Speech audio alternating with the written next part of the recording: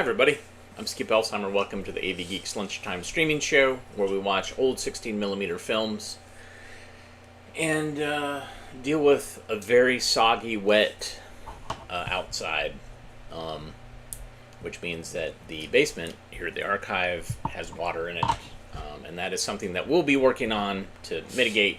There's nothing in the basement right now, so thankfully that's not a problem, except that you don't want water standing in your basement. So we just watched some more of the Coronet stock can reels. That was stock can. It was a couple of them: AUB, AUH, AUO. We combine them together and scan them. So yeah, there's some classic B-roll that was used. All right, so behind me I have a film set up on the scanner, and this just showed up, and the person who sent it, I'm right here, but I have to look up who sent it. Wow, I'm having problems with technology today. Jeff Watson. Thankfully, Jeff Watson, he sent us a big box of films, so thank you, Jeff. This is one of them. So let's enjoy, if the technology works, because I am now dealing with 3 different technology issues, but supposedly we're going to watch Safety on the City Streets. Enjoy.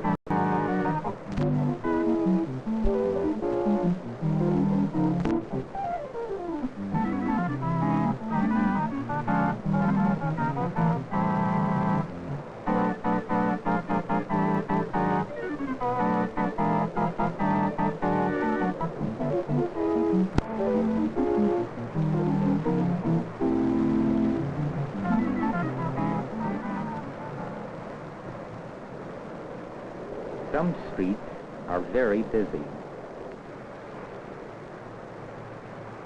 Some streets are quiet. Some streets are straight. Some are curved. Some streets are wide. Some are narrow. All streets are dangerous. All streets have safety rules.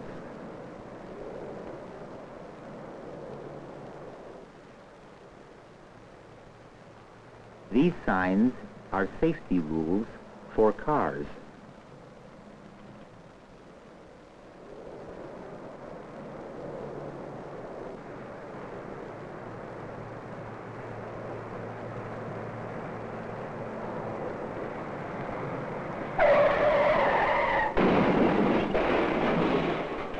Cars need safety rules. Children need safety rules too.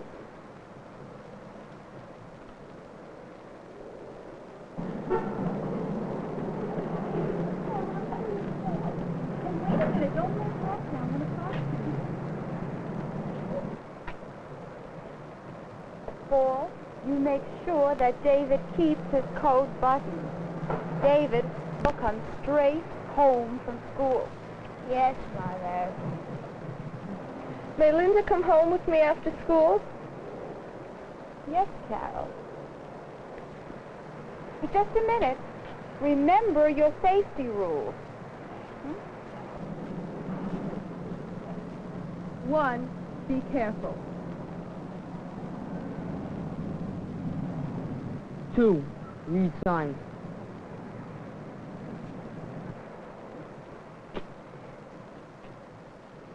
3. Look.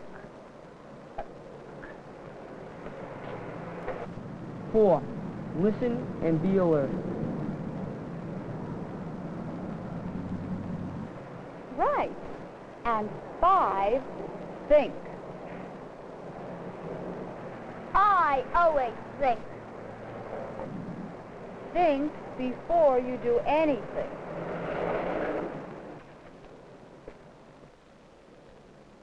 Be careful. Read signs. Look. Listen and be alert. Think.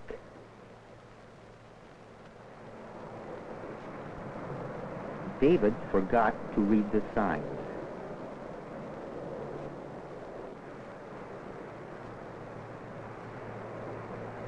Some safety signs have no words.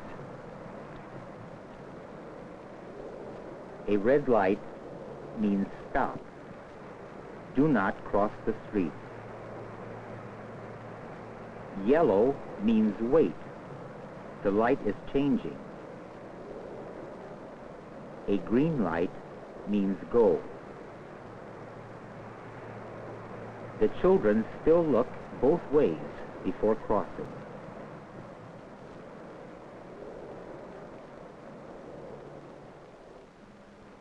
Safety rules stop accidents before they happen.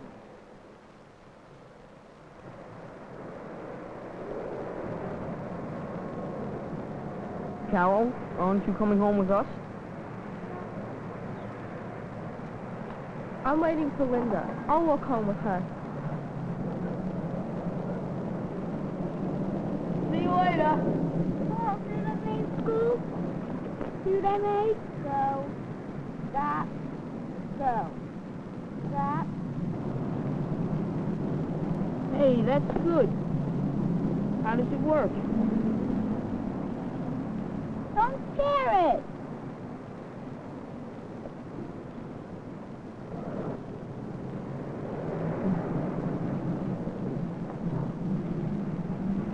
Well, you obey my safety rules.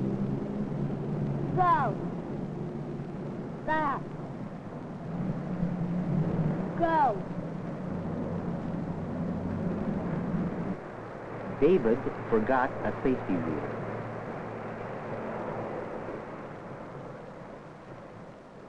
Always look where you go. Remember safety rules every day.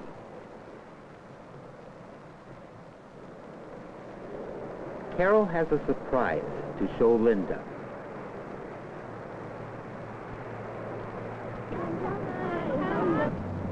Linda, you'll never guess what I have. Look. Oh, that's fantastic.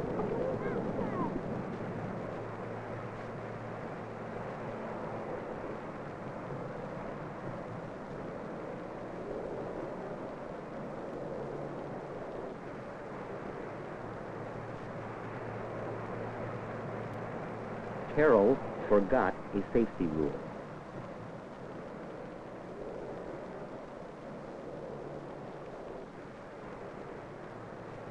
Always be careful, even when the light is green.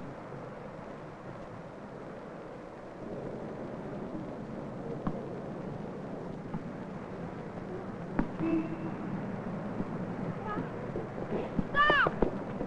Stop! You know you almost got hurt. I forgot. That car almost hit me. Paul forgot the safety rule, think. Always think before you do anything. I never forget safety rules.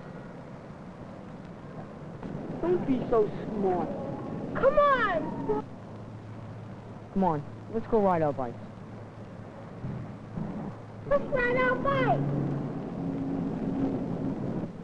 Billy, can you pull my wagon behind your bike?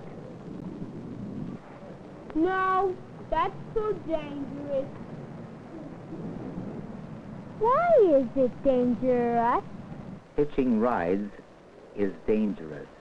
A sudden stop, you bump. A sudden start, you fall off.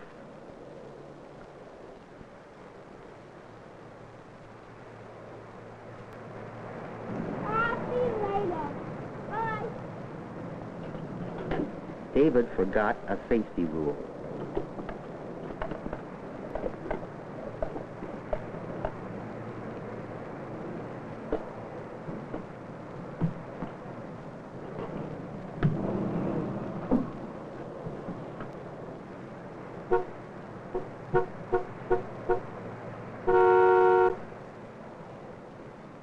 Always listen and be alert for warnings.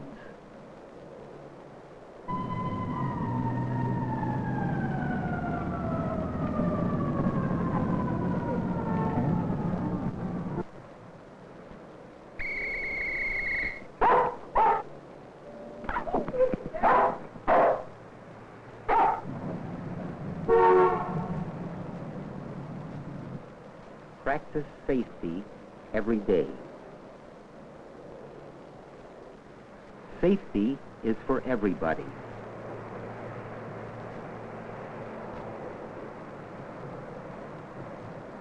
Autos and bicycles have the same safety rules.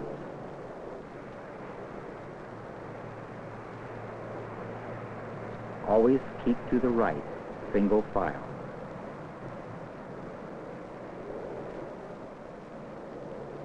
Look both ways at crossroads.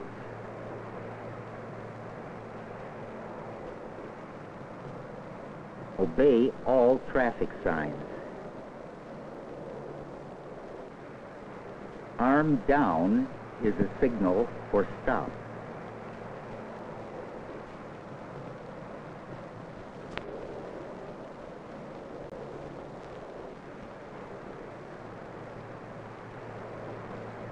Arm up is a signal for a right turn. Arm straight is a signal for left turns.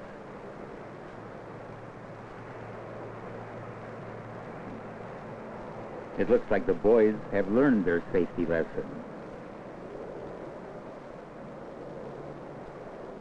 Uh-oh, Paul forgot one.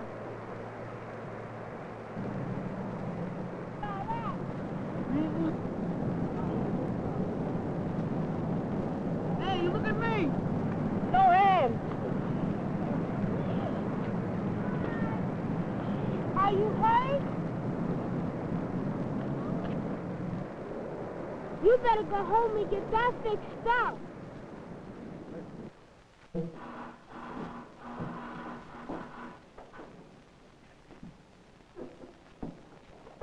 What happened? Let me see. I'll get the first aid kit.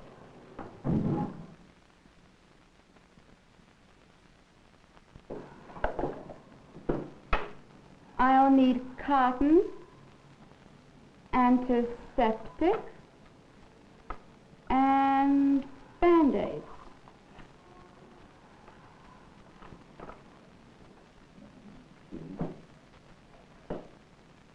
After this, you keep both hands on the handlebars. Come on!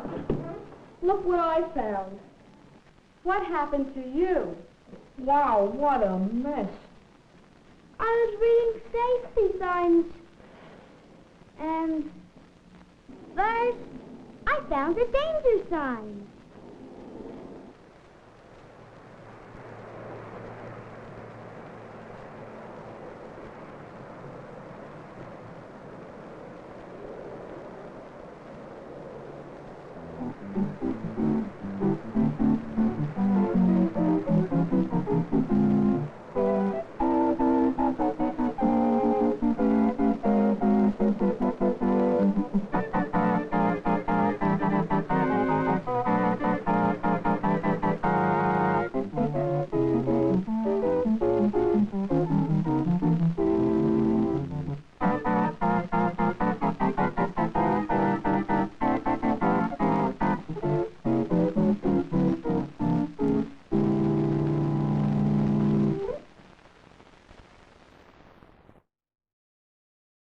Wow, that organ music was great.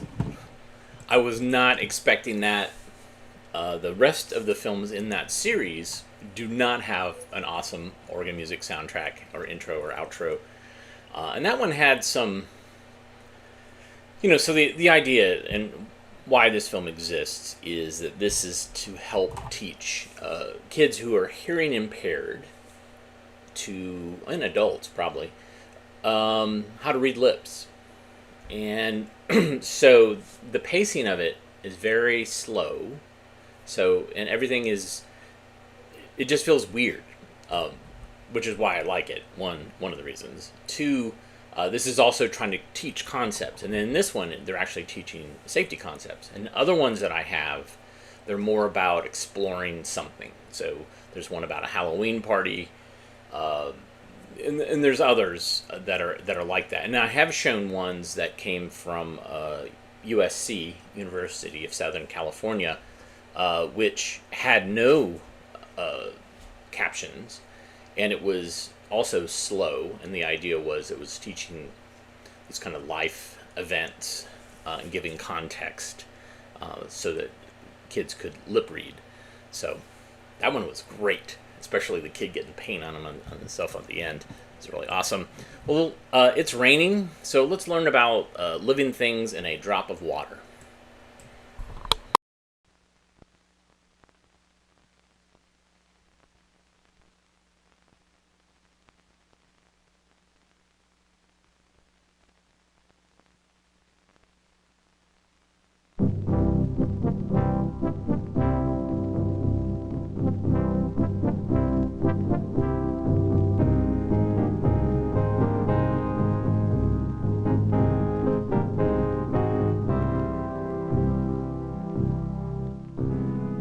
The eye is a marvelous instrument, a window through which we explore the world. But there is a great deal that the eye cannot see. We have invented instruments which aid our eyes as we explore the world around us. Powerful telescopes and cameras can see into the far reaches of space, revealing the wonders of the universe. Microscopes coupled to cameras allow our eyes to see and record another universe, the realm of the very small. A universe of very tiny living things. Photography permits us to speed up or slow down the world around us, so events which may take hours seem to happen in just a few seconds. And events which happen too fast for us to see with our eyes can be slowed down. By slowing down or speeding up everyday events, we can learn how they take place. We can better understand the world in which we live. Even with its limitations, the eye reveals much about our world. We can see many different life forms. In the animal world alone, a great variety of creatures of many sizes and shapes. Rhinoceros, huge lumbering beasts of the African grasslands. Ducks, not very large at all, but found almost everywhere on Earth. Zebras, with their uniquely striped patterns of hair. Elephants, the largest animals found on land. Giraffes, the tallest and among the most graceful creatures on our planet.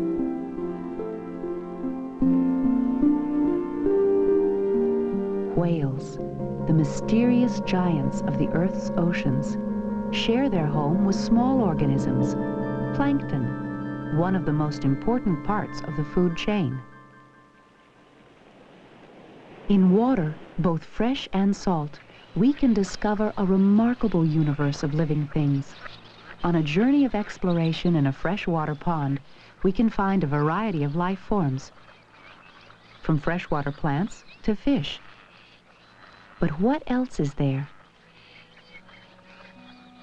Let's take a closer look at a sample of pond water, using a magnifying glass to help our eyes. We can see thousands of tiny specks. They are called protists, one-celled organisms. Here we compare the protists, the white specks in the water, to the size of the eye of a needle. This journey of exploration begins with the aid of a microscope. A slide has been placed under the microscope containing a drop of water alive with protists. A needle is placed on the slide. You can see that even the largest protists move easily through the eye of the needle. To us, this is a very tiny space. To a protist, it is vast. Protists are so small that a single small drop of water may contain thousands.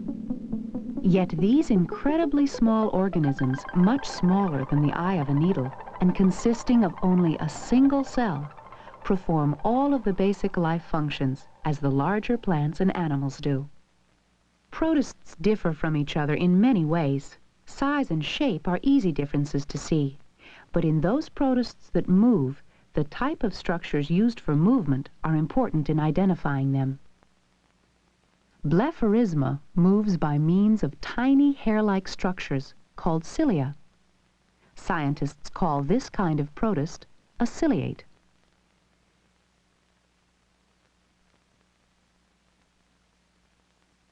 Paramecium is a common ciliate. The cilia are extremely small and hair-like, lined up in rows like the oars of a boat, and are used to move the organism around.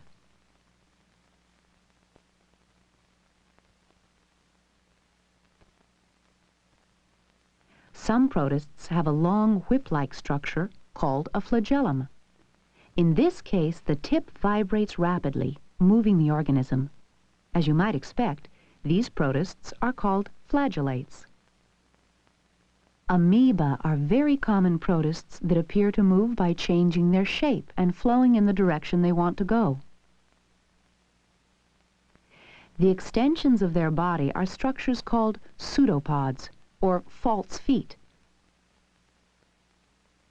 As it moves, the amoeba is always ready to capture food.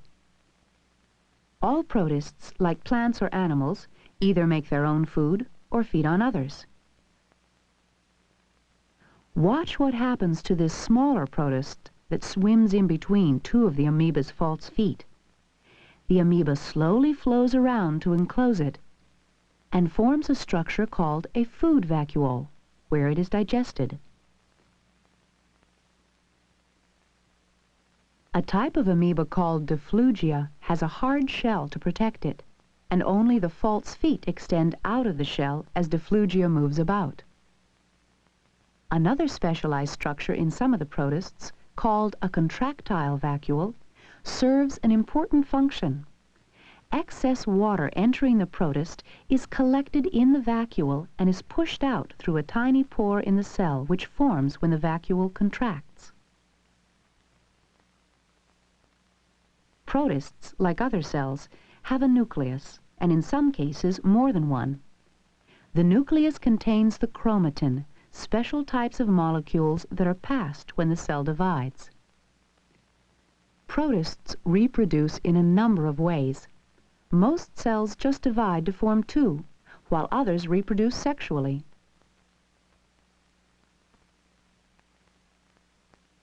Conjugation is a special type of sexual reproduction.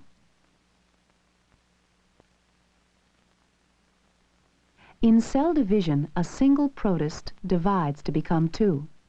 Eventually, the two new protists will reproduce, and so on. Some form large colonies or groups of cells. Through photosynthesis, just like the trees of the forest and the grasses of the prairies, Volvox uses the energy of the sun in the production of its own food from nutrients in the water. Diatoms are a unique kind of protist, microscopic golden jewels with unique body forms living in both fresh and salt water. After they die, their hard skeletons sink to the sea floor or are washed up on beaches where we can collect them for study. They may also be buried and, under great pressure, form diatomaceous earth, which is used to filter impurities out of water and other liquids. Some protists have very close relationships with other kinds of protists. This is Paramecium bursaria. Living within it are other smaller protists called chlorella, which carry on photosynthesis and give the paramecium its green color. The partnership benefits both protists, one receiving nutrients while the other has a nice place to stay. When Paramecium bursaria dies, it bursts. The chlorella, green with chlorophyll, are released and their forms are clearly seen.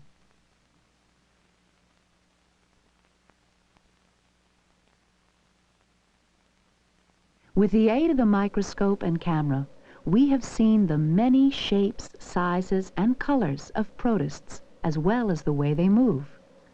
Their numbers in a single drop of water were more than we could count. Can you imagine how many there must be in a pond? Although most protists live freely in water, some live within other organisms. The soil that covers the continents of our planet is the home of many life forms, including earthworms, which in turn are home for protists. These organisms live in the reproductive parts of the earthworm. The protist does no harm to the worm and has a safe place to live.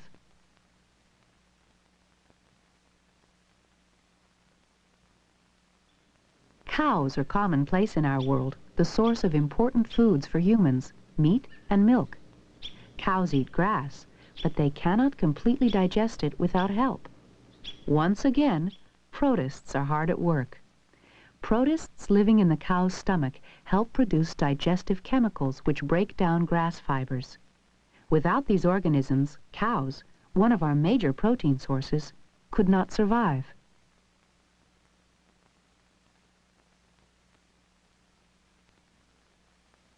Not all protists are beneficial to humans and to other organisms.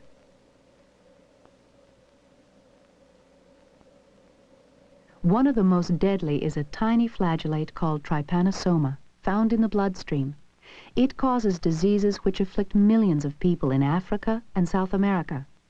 Perhaps one day scientists will discover cures for the terrible diseases brought on by these tiny organisms. Although brief, our journey, with the aid of the microscope, has taken us into a world unknown to our eyes, the world of the protists, an important part of the great web of life on our planet.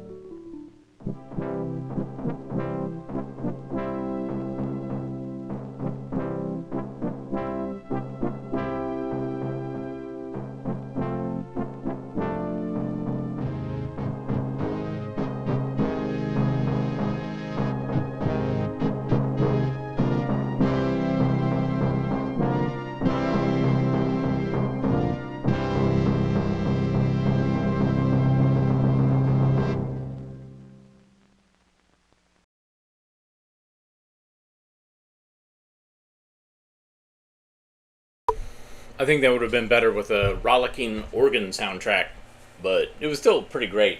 And it wasn't. Is it just me, or have I always thought that that kingdom was called protist and not protist?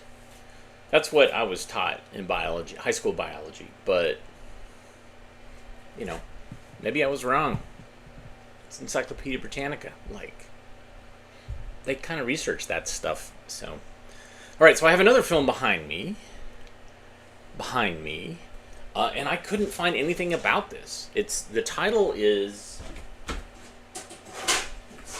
here. It says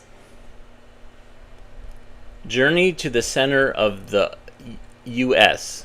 Discontinued. And I looked up the title in some of my databases, and I couldn't find it. So let's watch it and find out what this is all about. Enjoy.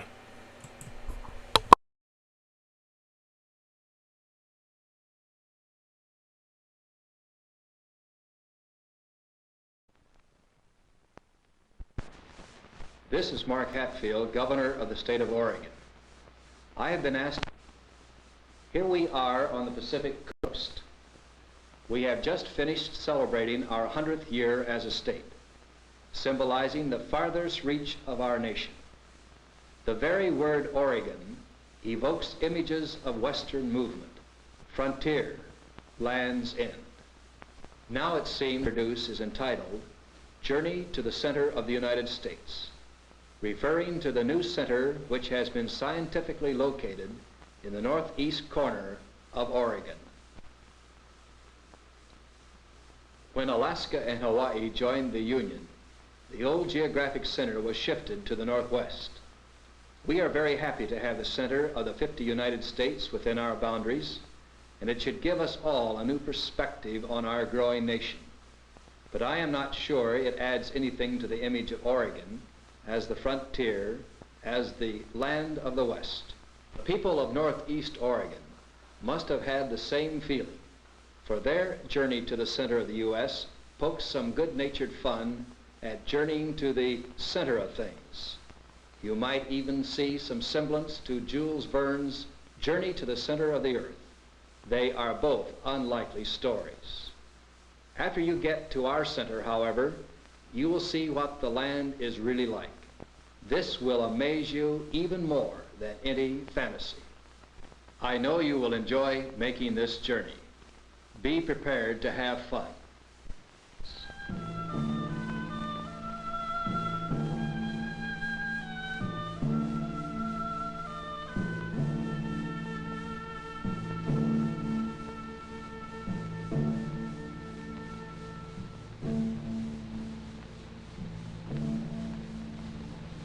4 counties make up the northeast corner of Oregon. It is a land of many faces, a land of many traditions. One of them is cowboys. It is here that the real West begins. It is where it begins if you view it from the shores of the Pacific. If you're in Portland, you have to go east to get into the West. Into the West of wide open spaces, cow ponies, tall mountains, shorthorns, white faces. Everywhere you go, you'll find cattle spreads and wranglers at work. The Mexican fence pliers have replaced the 6-gun. The Jeep stands in for the horse. But not always. You'll still find them sitting tall and easy in the saddle. Day in, day out, summer and winter, this is the land of the working cowboy, as real as the land he is a part of, real as the traditions behind him. The towns, many of them got their start as cow towns. They grew up as cow towns, and they're still cow towns. Sometimes the cows take over the town.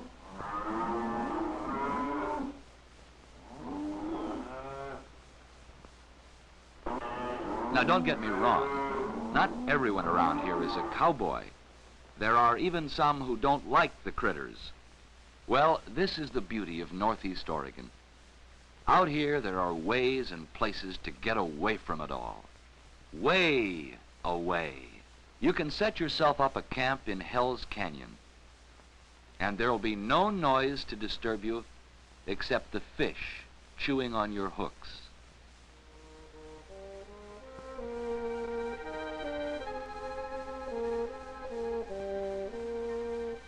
Hooking into a fighter like this is good for the soul.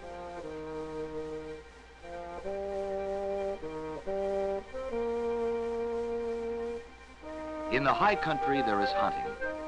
In the rolling country, there are birds. The land has much to offer for those who want to get out into it. When winter comes, the whole landscape changes. The air seems even clearer and cleaner, and the snow is awfully inviting. Inviting to the whole family, and within easy access by family car are the Anthony Lakes and Tollgate ski areas, where you'll find skiing as it should be. In fact, the family car is the key to many forms of pleasure in northeast Oregon. Each turn in the road presents a new vista, a new horizon. There are over a dozen state parks and wayside stops. Each one is cool and green, with plenty of space to pitch a camp and live the leisurely rhythm of the land. You can live off the land, too. There are fish in the stream. And homegrown watermelons for old-fashioned family picnics. Each road, each park, has a quality of its own, has its own form of fun. The back roads have a quality too. They beckon the curious and adventurous. The land has many stories to tell.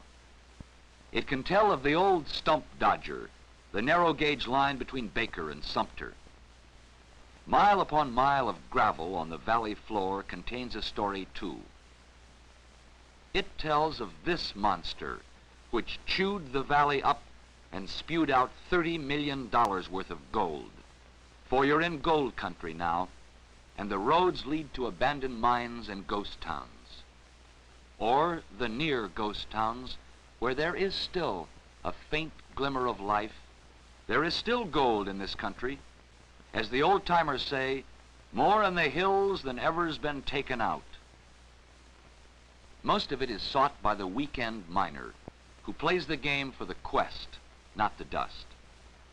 The rules and tools are still the same. Placer, sluice box, shovel, and the old standby, the pan. If you stand too close to them, you're liable to get bitten by the same bug.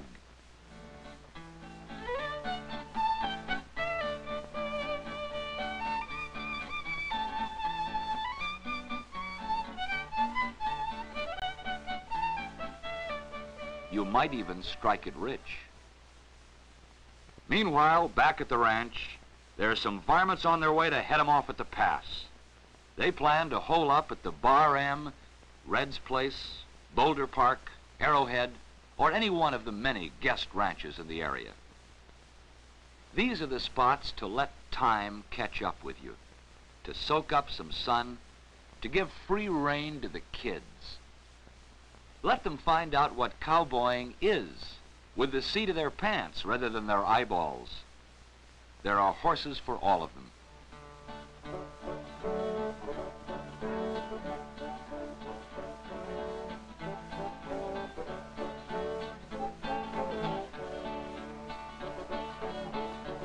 Gentle horses and gentle slopes. Pretty soon the whole family will be in the saddle, taking the measure of the land. Above all, this is rodeo country. Rodeo at its best, world-famous rodeo. The Pendleton Roundup. And the small rodeos at Elgin, Baker, Union, Halfway, and the Chief Joseph days. All have that real Western flavor that can't be imitated or staged. It seems like every critter that gets into the arena just doesn't want to be ridden. Rodeo is many things. It's pageantry, it's spectacle, it's tradition. Rodeo is a sport, the third largest attended in the nation. Aficionados know that that was a houlihan. A first-time rodeo fan can tell you that was a miss. Brahma bulls.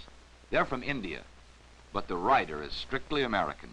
Some might be reminded of a Sunday afternoon in a Spanish arena, but not for long. Rodeo is a contest of skill, a contest of time, a contest of muscles. It's a way of proving the axiom, the bigger they are, the harder they fall. Sometimes it's kind of hard to prove. Rodeo has its roots in the working ranch. Roping dogies is part of the scheme of things out here. People who live on ranches learn to do this. Learn to train their own horse. Same horse, same girl. Now she is queen of the roundup. Because roundup springs from a community out in the real West.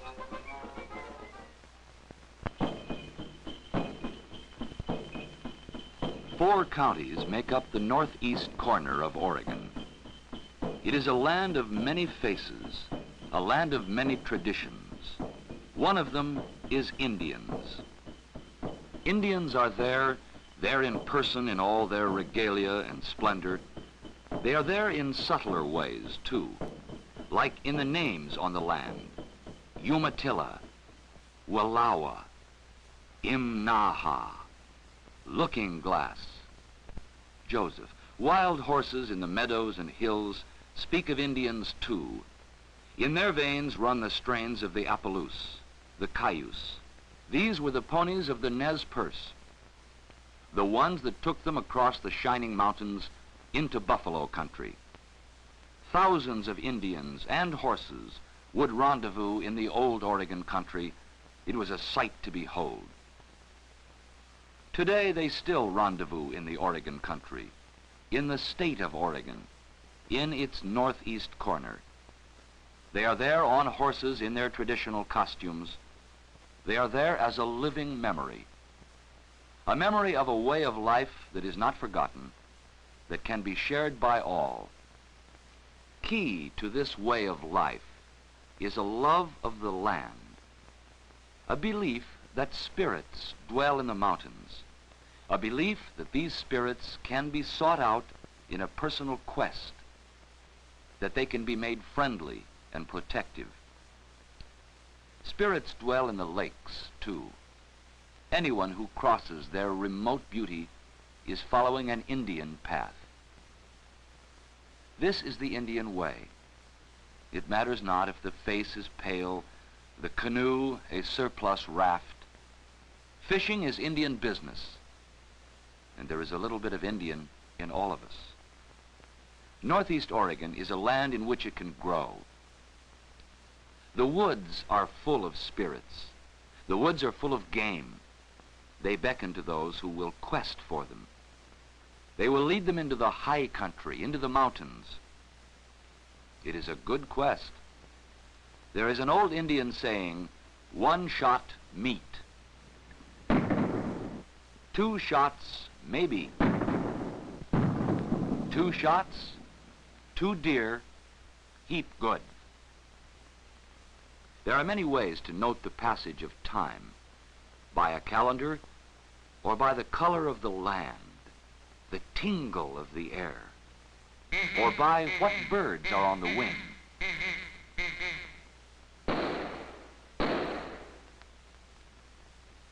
Hunting is Indian business, and there is a little bit of Indian in all of us, something that lets us find beauty in the land, find pleasure in its rhythm. The rhythm of the land presents an ever-changing picture. With winter, the land, if possible, is even more beautiful. The high country beckons only the few. Indeed, there are few Indians who would answer this call. But there is a little bit of Hillary and Tenzing in all of us, enough to let us know what it feels like to be on the top of the world. Many of us know the pleasures of a downhill run like this, the feel of dry powder snow. And if winter comes, can spring be far away? Can the snow on the mountains withstand the bursting of the blossoms?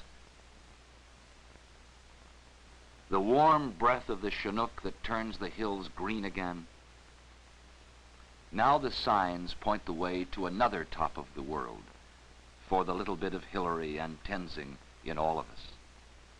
Hat Point is accessible by car. It is a prodigious drive. There are no easy paths to a top of a world. This one is unique, for from here you can look into the bottom of the world, too. You can look into Hell's Canyon, the deepest, most fabulous canyon in the world, a canyon of mystery, inscribed with markings from a distant past, echoing with distant sounds, which today are the sounds of outboard motors. A family boat has conquered one of the most feared rivers in the world, completely conquered it, made it Sunday outings safe.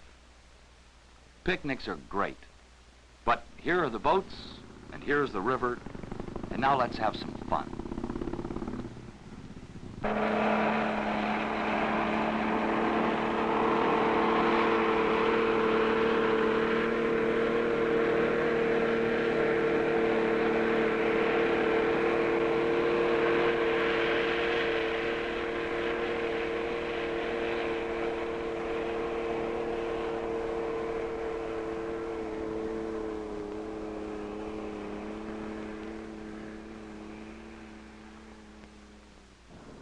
There are other new sounds on the river.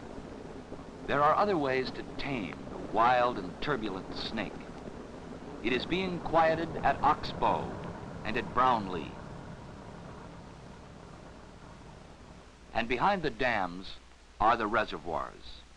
Mile upon mile of placid river beckoning the water skier, the fisherman, the tourist, and where, you ask, in this contemporary scene are the Indians?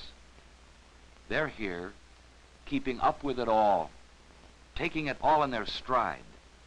In fact, maybe a little bit ahead of some of us. Northeast Oregon is a land of many faces. New shapes appear in ancient riverbeds. New names on the map. McNary Dam is one. But the old landmarks endure. Hat Rock still looks like a hat.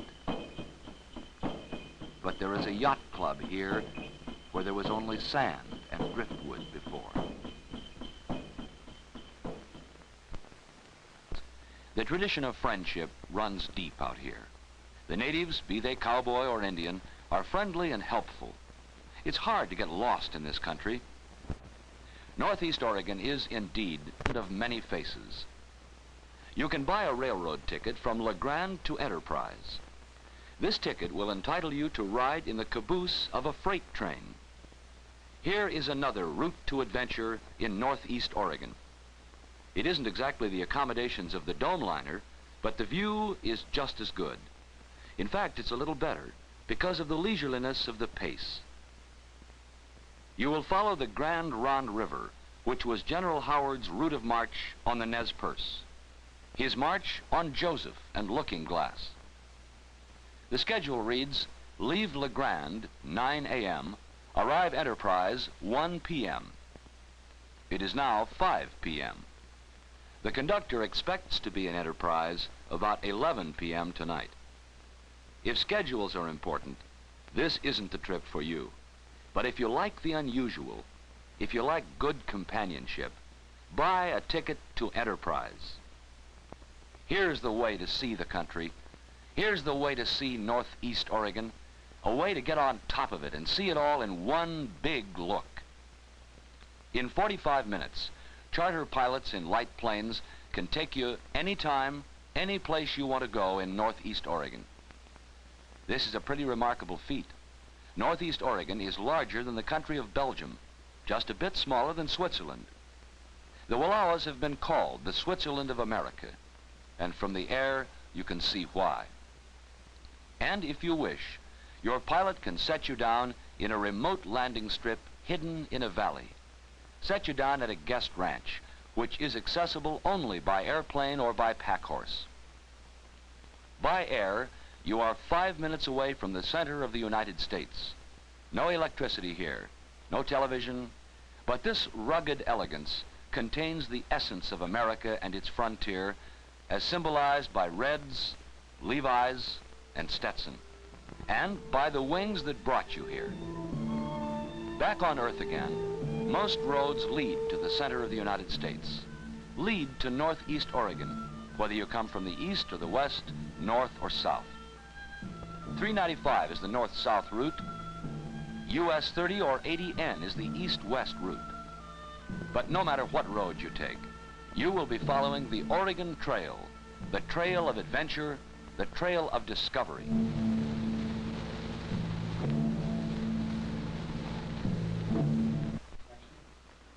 You have seen the center.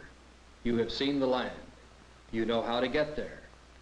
I now would like to cordially invite you to make your own personal journey to the center of the United States. Then visit the rest of Oregon. You may never want to leave.